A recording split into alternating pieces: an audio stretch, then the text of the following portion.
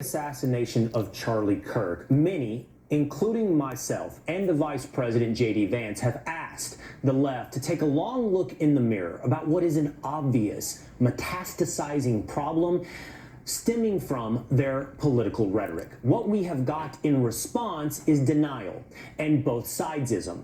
In fact, we have heard from numerous outlets on numerous channels that what is actually the reality is that violence is a problem on the right.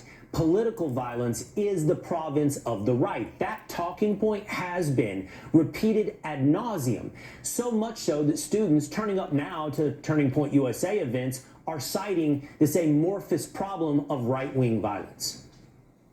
Why you support a president who contributes to the rhetoric that got your friend Charlie killed? How can you support him when he contributed to what got Charlie killed? Assumes facts, not evidence. What you said is not true. 70% of political violence is committed by Republicans. Okay. Look it up! That's not true. I'm going to take on the first part of it, the premise of your question, that it was President Trump's rhetoric that led to an assassin killing our friend Charlie Kirk. That's a blatant lie. He contributed to the political atmosphere. Well, then you have no point. Tension. Then your point is utterly empty. Let's just make clear. This guy was motivated by leftist ideology.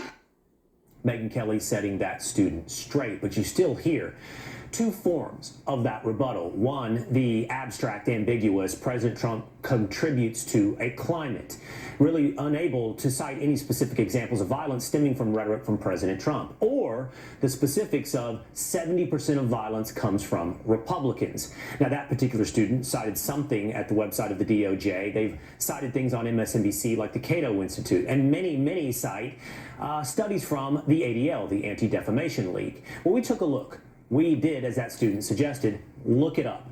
And the ADL study claims that over the last decade, the right is responsible for the majority of extremist-related murders.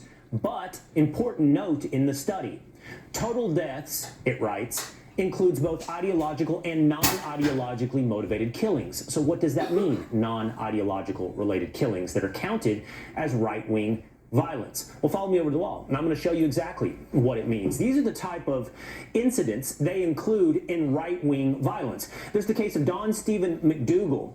In 2024, McDougal was charged with the murder of an 11-year-old girl. Why was it coded as right-wing extremism? Because he had 2 swastika tattoos, 1 SS lightning bolt tattoo, and he was reported to have ties to the Aryan Brotherhood of Texas. But that tells us nothing about the motivation that led him to murdering an 11-year-old girl. So how is that politically motivated, ideologically right-wing extremism? Or the case of Jesse James Sullivan.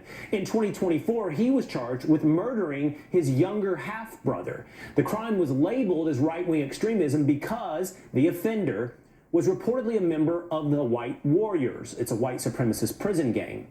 But the authorities actually said that Sullivan killed his brother because he thought he ratted on him to the police. Not exactly what we're talking about when a political environment and political rhetoric lead to a political piece of violence. We're not done there, though. How about Corey Cobb Ray? He was charged in the murder of a Dallas police officer in 2024. Why is this labeled right-wing extremism? Because he was a member of the Moorish Science Temple, which is a long-standing religious sect with ties to the sovereign citizen movement. Now, once again, these are terrible crimes, and perhaps they're terrible people, and they were affiliated with some terrible organizations. But that doesn't make them, in my definition, on the right, and it certainly doesn't make this a politically motivated killing due to right-wing ideology or right-wing rhetoric or a political violence situation. But speaking of violence and situations, you might remember this next one. We brought it to you back in April.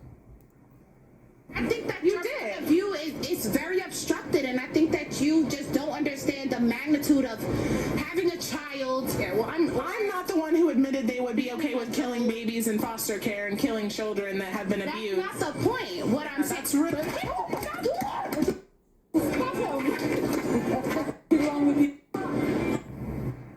And it's hard to see that every time. That was a reporter attacked for her pro-life views. That's politically motivated. And during an interview that I spoke with that reporter when it happened, she said this. The left and many abortion supporters, they don't like a differing opinion. They don't like their opinion to be challenged. And I believe what happened here was, like you said, we got to the end of the argument. I was repeating back the things that she had stated to me, and maybe she realized it didn't sound too great. We need justice. This is absolutely unacceptable for just having a different opinion than someone. Unfortunately, that justice doesn't seem likely. Manhattan's district attorney is declining to prosecute the woman who punched her. And she joins me now to react. It is live action journalist, once again, Savannah Crow in Tau. Thank you, Savannah. It's great to see you here without the bandage on the forehead, healed up and back. But what is your reaction to know that there will be no justice?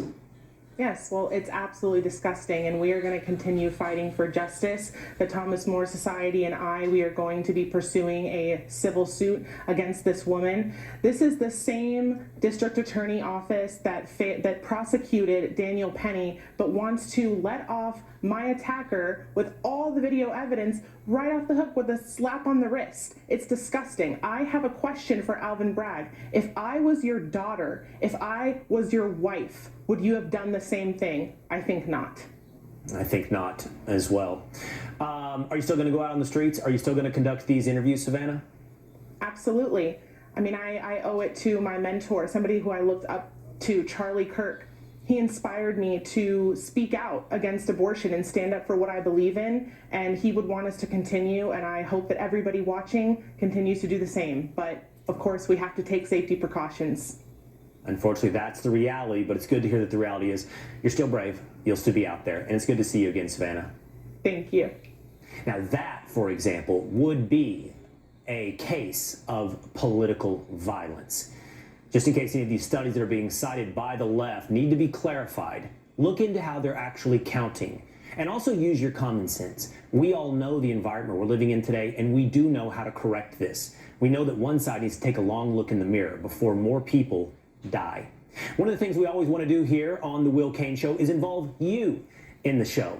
And so we want to check in today with some of you out there who've been watching and have this to say. Jay White, for example, says, great hit on political violence. I'm sick of being told we're the problem. Only way to shut up the lies is with facts. Facts don't care about the left's feelings. Very well said, Jay. Thank you for being a part today of The Will Cain Show. We encourage you to always be a part. We're going to bring you right here into the program. All right, coming up, the